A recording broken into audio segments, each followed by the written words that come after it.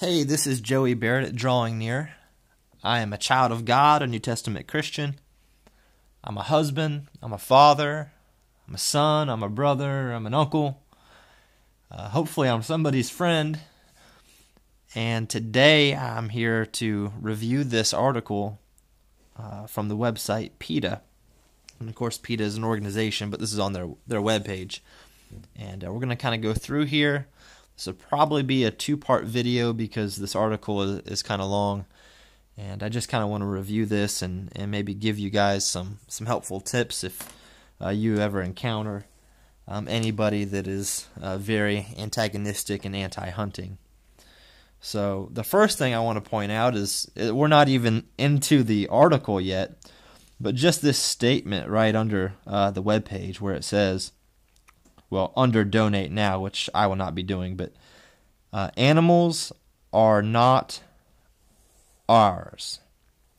Well, I kind of have a problem with that because I think God has a problem with that. If you were to go back and read in Genesis chapter 9, after Noah gets off the ark, what he's told him and his family is that they will have dominion over the animals. So that's my first problem I already have, and we're not even into the article. So here we go. This article is just titled Hunting. Did I just click on something? I did. Food. Tasty chicken. Okay. This title is called Hunting. You can share it on Facebook, or you could tweet it. I will not do either one of those. It's a nice doe and her fawn right there with cute spots. Okay, this article is written by Sir or Madam not appearing in this article. So I don't blame them. I wouldn't want to attach my name to this article either. So let's just start to break this down.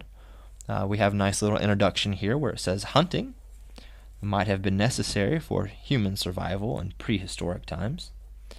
But today, most hunters stalk and kill animals merely for the thrill of it, not out of necessity.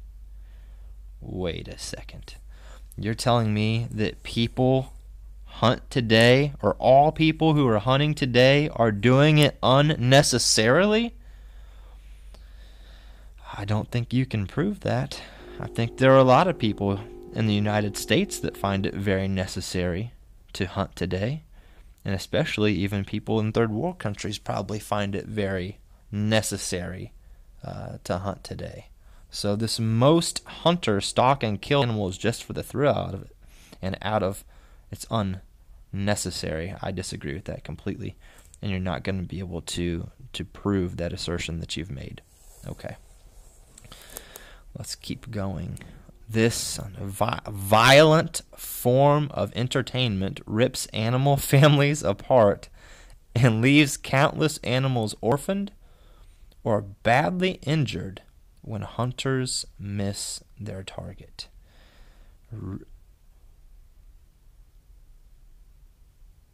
Violent form of entertainment rips animal families apart and leaves countless animals. Sorry, I just had to reread that.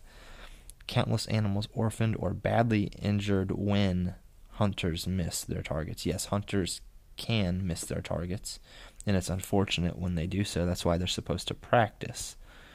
And this business about ripping animal families apart, are you kidding me? Animals do not have souls, don't have consciences like we do. Why are you trying to humanize animals? Okay, let's keep going. Okay, pain and suffering. Quick kills are rare. Okay, I can't even read past that. Quick kills are rare. We're talking about hunting. No, quick kills are not rare. Many people shoot an animal and it dies almost immediately. What is this business about quick kills are rare? There's no way that you're possibly going to be able to prove that. Even if you find a study, you might find an isolated occurrence or something where some people didn't immediately kill their animal. What is this? Quick kills are rare. No, they're not. And many animals suffer prolonged, painful deaths when hunters severely injure but fail to kill them. I feel like that's redundant. I feel like that's obvious. Painful deaths, yes. They can suffer a prolonged, painful death when, keyword, hunters severely injure but fail to kill them. But I'm going to guess that you're about to tell us that the when is like 99% of the time. A member of the Maine Bow Hunters Alliance estimates that 50% of animals who are shot with crossbows are wounded but not killed. Well, I would estimate that this person that's part of the Maine Bow Hunters Alliance is talking on behalf of his state and not all 50 states, which just goes to show you that people in Maine are terrible bow hunters. But it doesn't mean that everybody in every state is. Oh, and then we're already getting into crossbows. Let's go back. Estimates that 50% of animals who are shot with crossbows are wounded but not killed. So now we're breaking down with a specific piece of equipment and saying an estimate of 50% of animals who are shot with crossbows only are wounded but not killed. A study of 80... I'm going to switch hands here. No, I'm not. A study of 80 radio-collared white-tailed deer found that of the 22, so there were 80 in total, they found out that 22 who had been shot with traditional archery equipment, so out of the 80, 22 were shot with some sort of compound bow or a recurve or something. 11, so that's half, were wounded but not recovered by the hunters. That is not a good statistic. That's probably why you used it. They were not recovered by the hunters. So, in the state of Maine, people are very bad at bow hunting. Okay, I quickly did a search. You can just type this into Google if you're interested. And I went to Google and I typed in crossbow statistics, I think is what it was, or crossbow kills or something like that. And what I found out is in the state of Pennsylvania in 2013 to 2014, that 51, so just over half of the archery kills in Pennsylvania in 2013 and 14 were with a crossbow. Okay? So that is half of the archery kills, or just over half, were with the crossbow. Now, out of total kills of deer in Pennsylvania 2013 and 14, that would be 29% out of the total amount of deer that were killed in Pennsylvania in 2013 and 14 were with archery equipment. And so then just over half, right at half of 29% is going to put you at about 15%. So if you extrapolated what we learned about Maine and we applied it to other states like Pennsylvania, that would mean that about 15% of the kills would have been with crossbows. And if you extrapolated that again and to say that half of the crossbow kills were, or half of the crossbow shots were bad, or the kills were bad, then you're at like 7.5%. So we're talking about such a small number, and I don't even think that you could take these statistics and apply these across the board. But even if you did, you're looking at a number well under 20%. So, okay. I don't think this is as forceful and as weighty as the people at PETA want to make it to be. Okay, let's keep going. Feel free to correct me on my math, by the way. I'm terrible at it, but I did my best. A British study of deer hunting found that 11% of deer killed by hunters died only after being shot 2 or more times, and that some wounded deer suffered for more than 15 minutes before dying. So what you're telling me, or what I'm, I guess, implying from this, is that 89% of the deer that were killed by hunters were shot less than twice, one time, and suffered for less than 15 minutes. Those are awesome statistics. If you take the inverse of this, that's awesome. That's great news. A deer is only suffering for 15 minutes or less. And even of the 11% that suffered more, it doesn't say how much more on average. And if you were to compare how often a deer suffers before it dies from a hunter, whether it's a crossbow, a compound, or a gun, and you compare that to how much they suffer from a disease, or how much they suffer while they're being ate alive by a coyote or a wolf or some other predator, those numbers are looking pretty good. That's a pretty humane way to go, if you ask me. Okay, then we're moving on to talking about foxes. I don't really care about that. Hunting also disrupts migration and hibernation patterns and destroys families. So now we're humanizing. We're giving a soul to these animals to make them, to try to raise awareness and raise their rights to our rights, which of course is probably not far off because we don't have any rights. At least the unborn don't. But anyway, for animals such as wolves and geese who mate for life and live in close-knit family units, hunting can devastate entire communities. Okay, I will agree with this, but I want to make an amendment to it. Hunting predators can devastate entire communities, and what I'm talking about, particularly going back up to the previous sentence, would be wolves. And just ask anybody who lives in Wisconsin or some other states where wolves have been reintroduced to the population. Those animals kill everything in their path. Yes, they devastate entire communities. I will agree with that. But of course, that's not what you were trying to get at with this statement. But I'm just making it more factual. The fear and the inescapable ear-splitting noises from the gunfire and other commotion that hunters create cause hunted animals to suffer tremendous stress.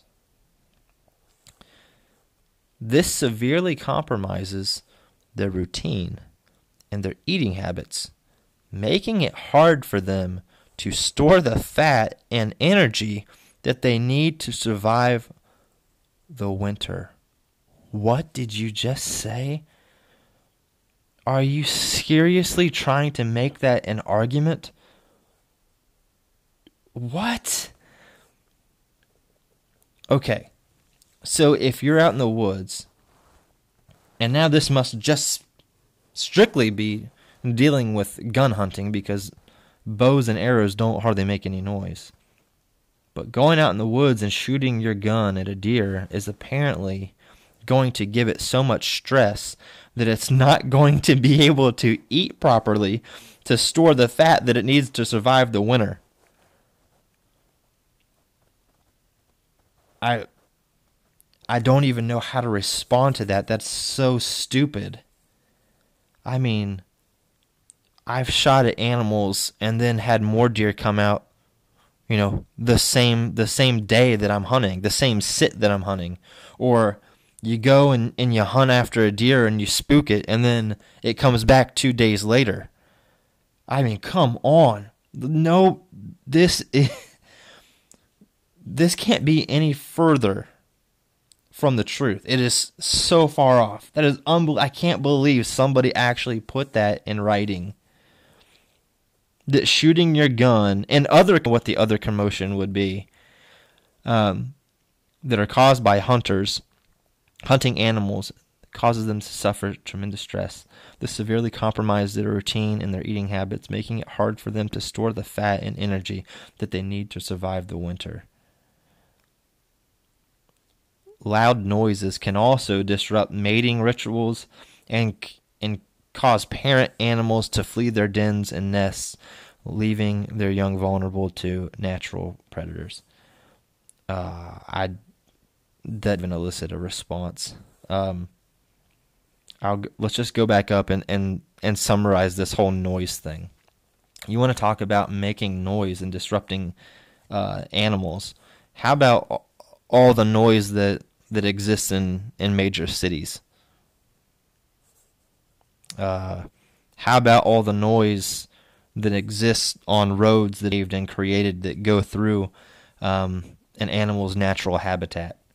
And here you want to put the blame on hunters?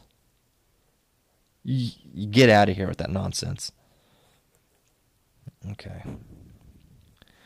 Hunting as sport and fair chase. Oh, this is going to be good. Hunting is often called a sport as a way to pass off a cruel, needless killing spree as a socially acceptable, wholesome activity. Well, I wouldn't say it's needless. I've never been blessed with the opportunity to go on a killing spree when deer hunting. I don't know what that would be like, especially with a bow and arrow. That would be quite an amazing sit. What do I want to say about this? I guess let's keep reading. However, sports involve competition between the two consenting parties and the mediation of a referee, and no sport ends with the deliberate death of one unwilling participant. Okay, again, we're trying to humanize the animal.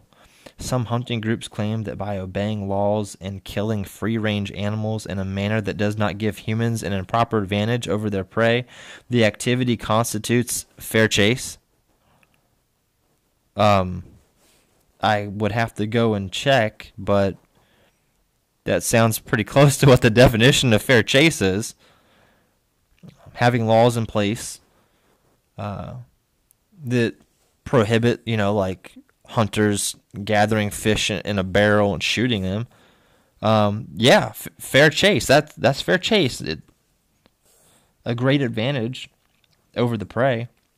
As a matter of fact, deer typically have most of the advantage because they can see well, they can hear great, they can smell great. What are you trying to say? I mean, that's fair chase. I can't help that you don't like the definition of fair chase, but that's what it is. And typically, most of the time, the deer come out on top. I would say that's the definition of fair chase. Of course, these same groups encourage hunters to shoot game with rifles, shotguns, and bows and arrows, weapons that no animal has any chance of outrunning, let alone fighting.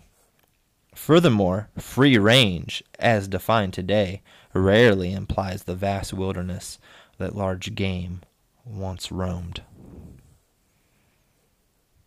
Okay, I don't know what to say about that. I guess most of the properties I hunt on are relatively small, but the deer have free range. Okay. Nature takes care of its own. Contrary to what hunters often say in defense of their cruel pastime, hunting has nothing to do with conservation or population control. In fact, animals are often specially bred and raised for hunters to kill. So, talking about cruelty, back up here, talking about,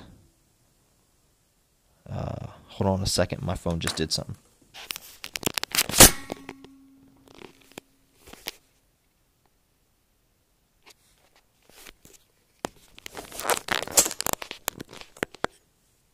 I'm not sure what my phone did, but it made a noise, so I wanted to check and make sure it was still recording. Sorry about the commotion.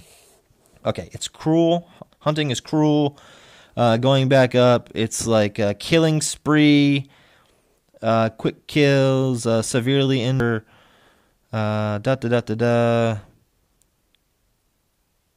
Okay, so they're demonizing hunting, and let me just say this. Yeah, it's passing off a cruel killing spree in defense of their cruel pastime. Okay, I don't enjoy watching an animal bleed. That's not why I hunt. I mean, I enjoy the journey. I enjoy the challenge. I enjoy the scouting. I enjoy the preparation. I enjoy the training. I enjoy time outside in the wilderness, enjoying God's creation. I enjoy all those things. I enjoy the fellowship, especially when you get a chance to go hunting with somebody else. I enjoy all those things.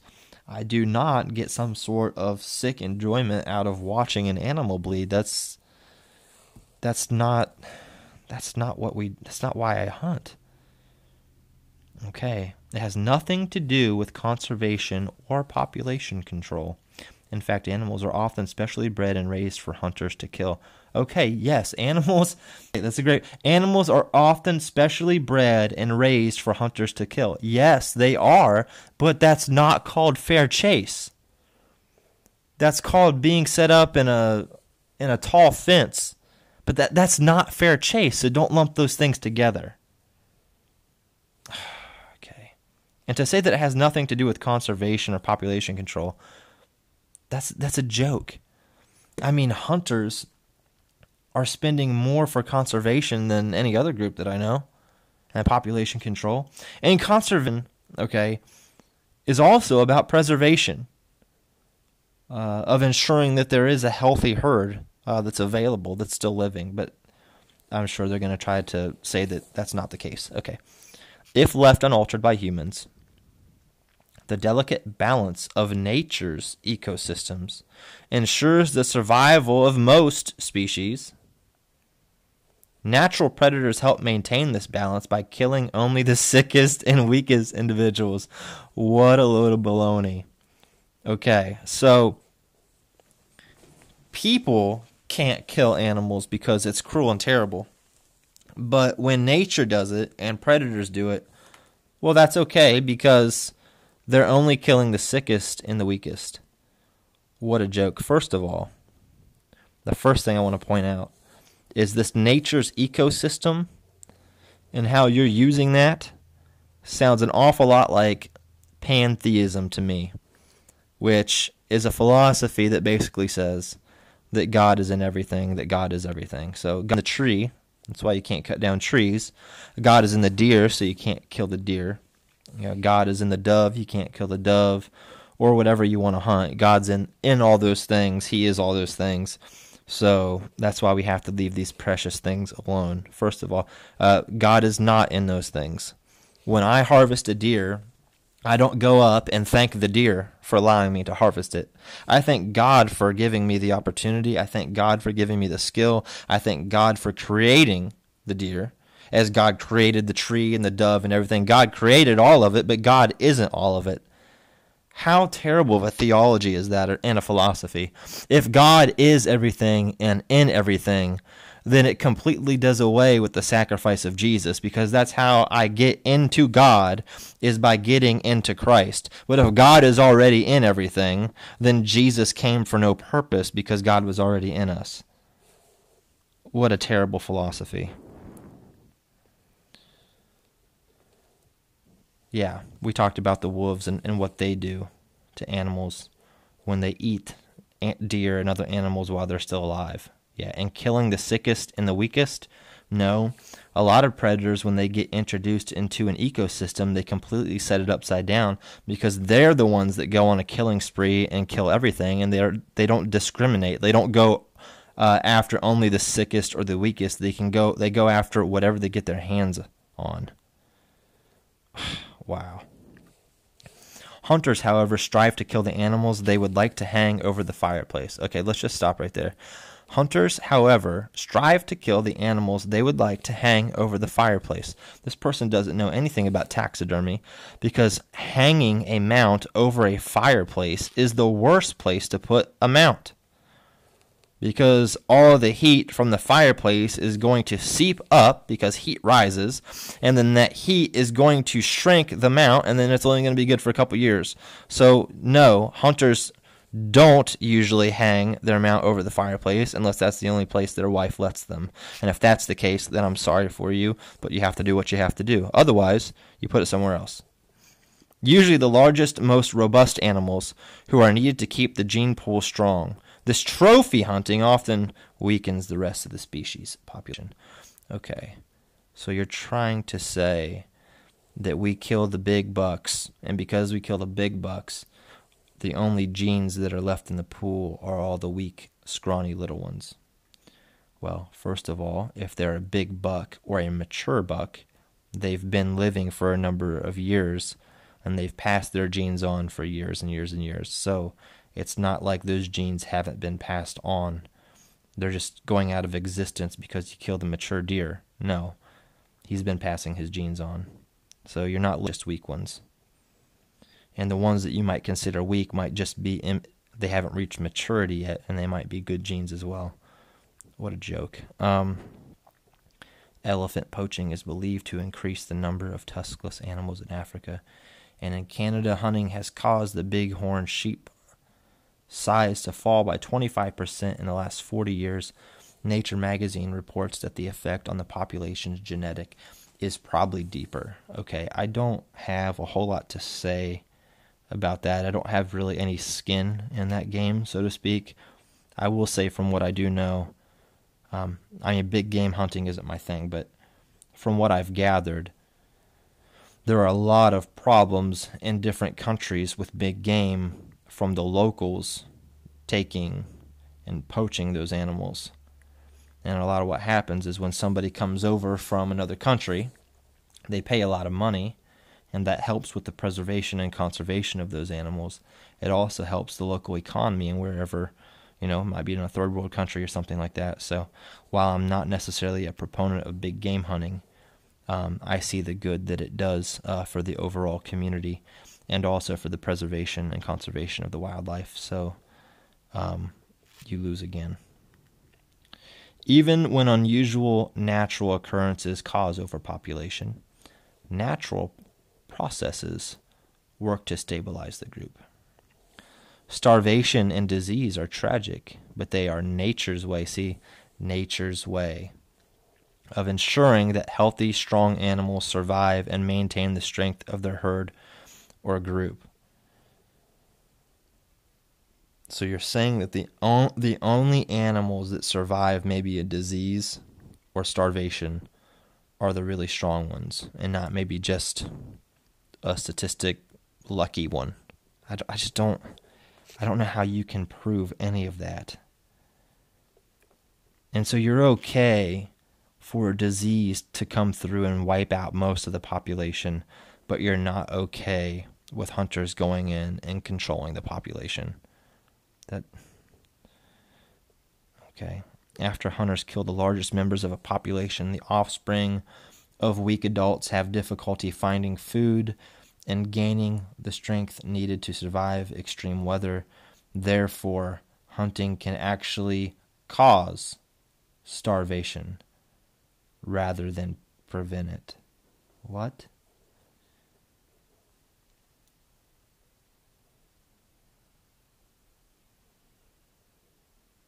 So, if you're starving, it's probably because you don't have enough food, which is because you have a lot of competition.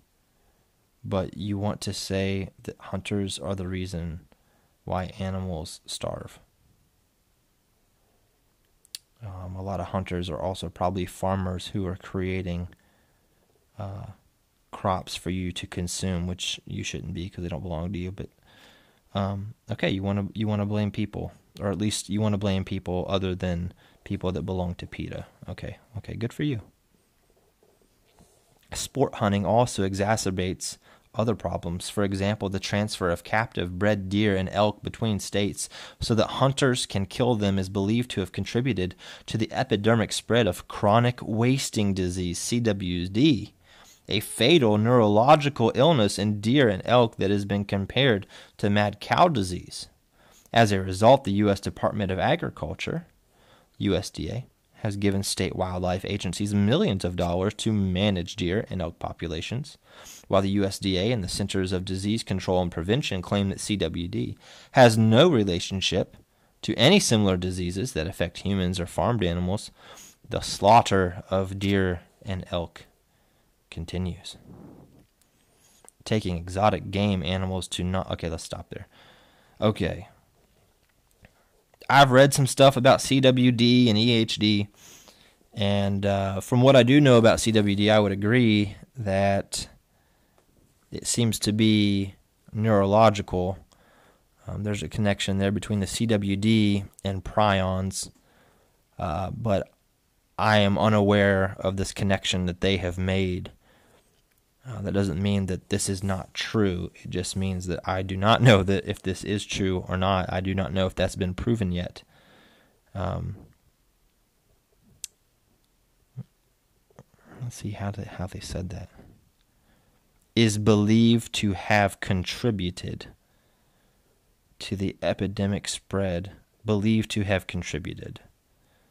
Believed to have contributed.